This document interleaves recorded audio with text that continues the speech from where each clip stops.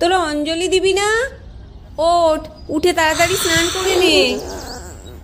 এ দাদা, মাকে বলে দি তুই সরস্বতী পূজার আগেই কুল খেয়ে নিয়েছিস। চুপ, কালকে তোকে লজেন্স দিলাম না, আরো একটা চাই। এখনো বসে বসে জলের ঢেউ গুনছিস?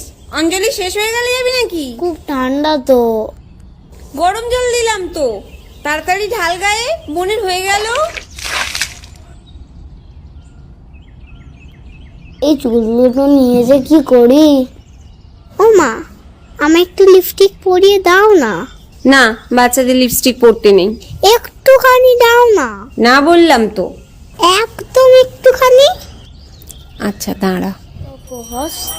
ভগবতী ভারতী